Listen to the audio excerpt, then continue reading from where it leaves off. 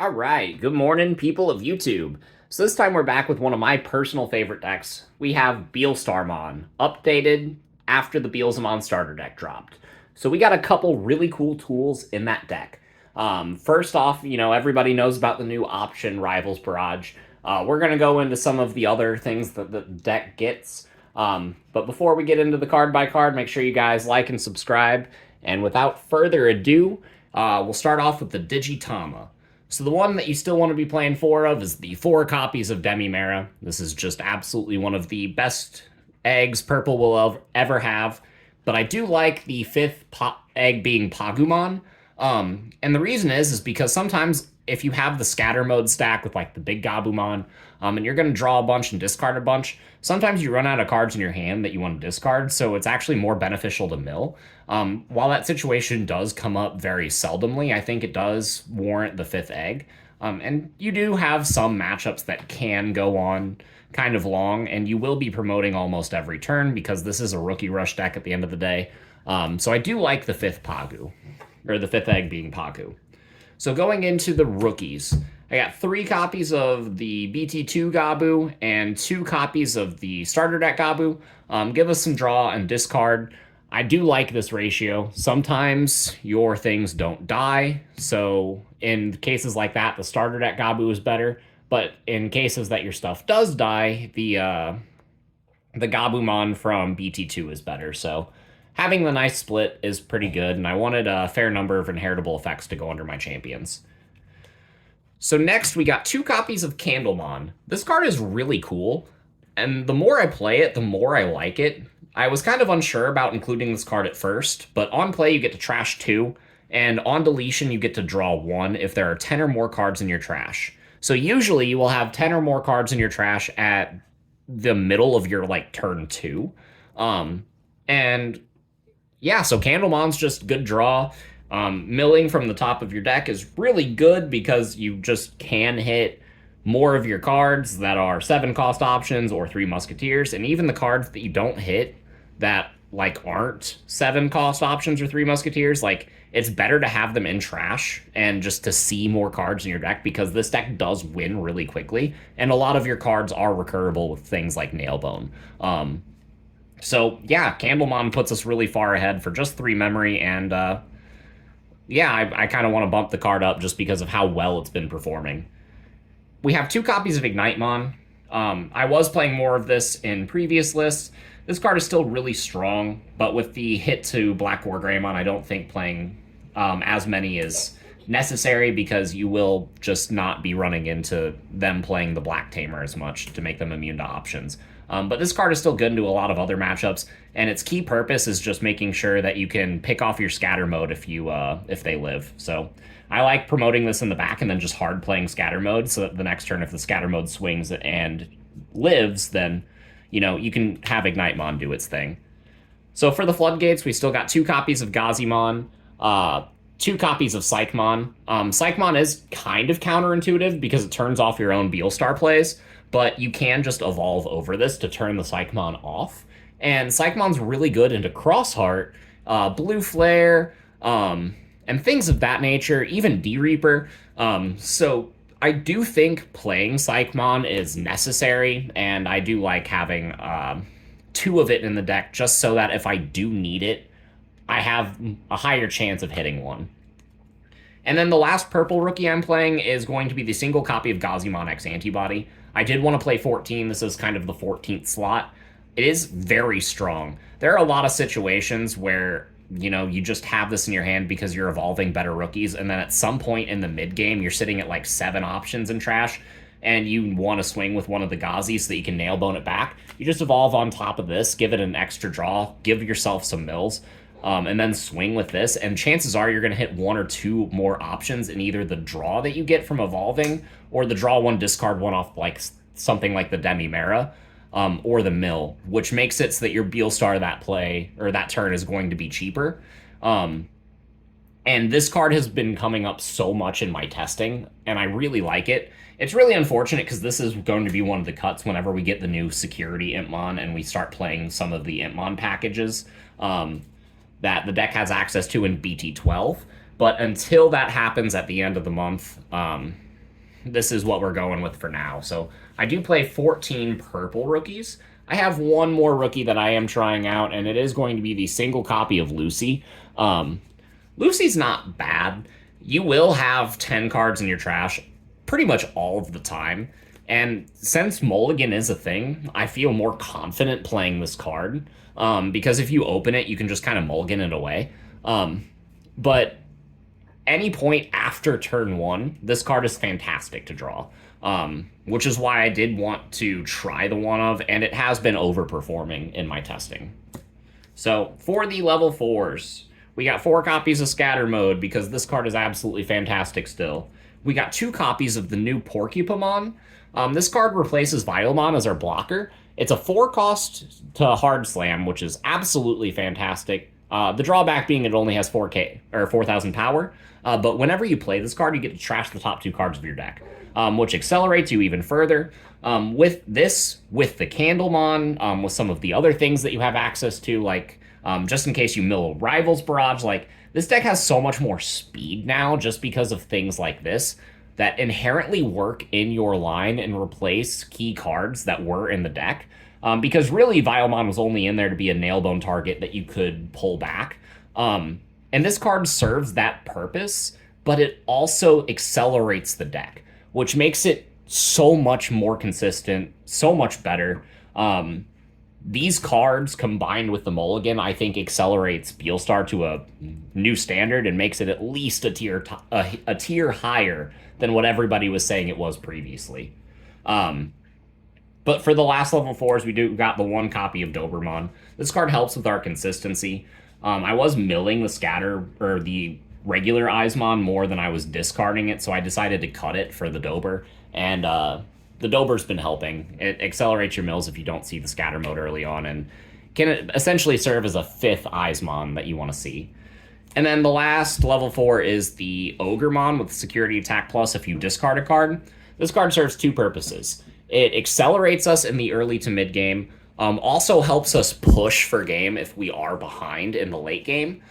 Just with the security attack +1, it's super useful. But the second purpose is being able to discard an option from our hand. Having another one of those outlets in the level 4s is really good because the Porcupamon and the Dobermon mill, and then the Scatter Mode and the Ogremon pitch the options from your hand. So I do have a really neat balance here, and I do like it.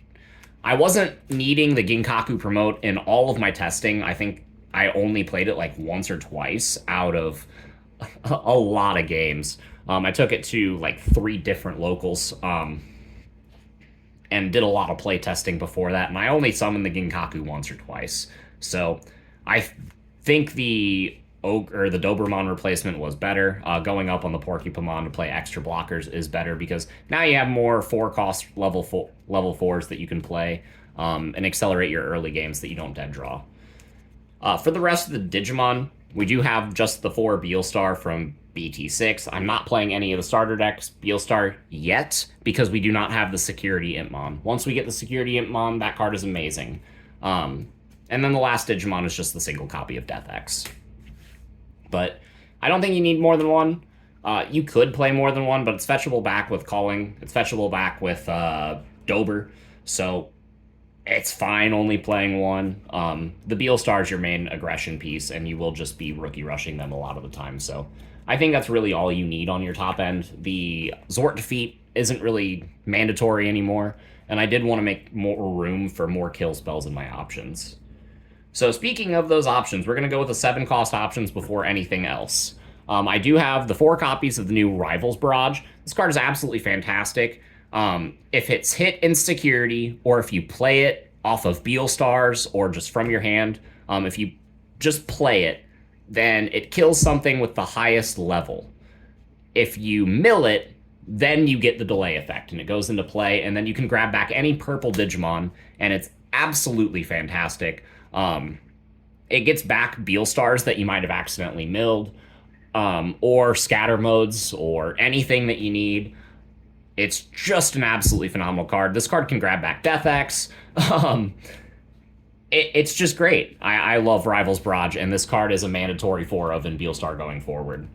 We play 3 copies of Nailbone because this card is great to activate and to hit from security. Just putting on extra aggression is absolutely fantastic. There are times that you'll just pay 7 for a Nailbone in the early game and then give your opponent like 4 or 5 memory and still come out of that ahead just because you have extra bodies to swing with that could potentially mill or draw you more pieces. Nailbone's just a fantastic card, and you need to see it as quick as possible, which is why I'm playing 3. But I think 4 is way too many. We are only playing 3 copies of Flybullet. This is one of the cuts that we had to make room for Rivals Barrage. But yeah, I think it's fine. Flybullet's fantastic, but Rivals Barrage does a lot of the same things from hand.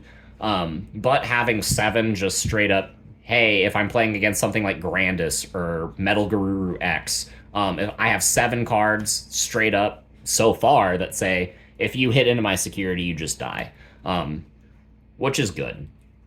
And then we play 3 copies of Casitas Breath. This is controversial. I see a lot of people taking the blue package out. There are things that you need the blue package for. If you do not play the blue package, you will lose against things like Examon. Sometimes machinedramon. You will lose against Beelzemon, because if you delete the Beelza or the Balmon and they give them a bunch of effects, that's a bad time. Bouncing it is much better. I see people cutting the blue package in favor of just playing mono purple because they say it makes the deck more consistent. And while it might make the deck just a little bit more consistent, the versatility and the power that you trade for that is definitely not worth it. I am playing one of the cards that people play, like, as part of that pure purple package, and it's the one of Trump Sword. This card's absolute ass, but you're required to play it because things like D-Reaper think that they can make a reappearance in this format. And they're absolutely right, because it's a really good deck into Beelzemon, statistically a really good deck into this. And Trump Sword is good against specifically that deck. But Casitas Breath is better overall. And for that reason, I am just playing the 3 copies of Casitas and the 1 Trump Sword, rather than playing something like more Casitas, or Casitas plus Plasma Deckardra Launcher. I think this is better and gives you a overall better matchup into more things. But 9 times out of 10, Trump Sword is ass and Casitas Breath is goated. And the last option that we are playing is the single copy of Jawalt Schwarmer. This card comes up so often, and I see people cutting this card as well. And people think that they can kind of swarm this deck because a lot of your spells are single target removal. And they'll be like, you have to pay 7 to kill one of my Vmon or something. And that might be true. But if I draw the Jawalt, then I can pay 7 and kill like 3 of their Vmon, and it's much better. So I do think you need to play the 1 Jawalt still. I've been seeing people cut this for formats, like more and more people cut it as the game progresses, and I think that is just an incorrect decision. But yeah, we'll go into the rest of the deck. We got the 2 blue tamers to play our Casitas Breath. This card's also pretty cool because if we're swinging with Beelstar, it lets us draw more cards. And that's nice. We got the 3 copies of Mist Memory Boost. Great early game, great in the mid game. Gives you more memory and key pieces. This is good if your opponent hits it in security. It mills, it draws you cards. It's just a good filler piece that also gives you more plays in the early game, and minimizes your chances of opening a dead hand. And then for the rest of the options, we just got the 1 of Calling from Darkness and the 1 of Deathclaw. Even though I see people playing more Deathclaw, I'm not, because we are playing things like Ignitemon. But even though we are playing the Ignitemon and stuff of that nature, I do think the 1 of Deathclaw is still incredibly important. And it can help you get rid of things like Psychmon or Gazimon in the mirror match. So yeah, I think it's kind of mandatory. And the 1 of Calling is just, it's at 1 for a reason. It gets you all of your pieces back.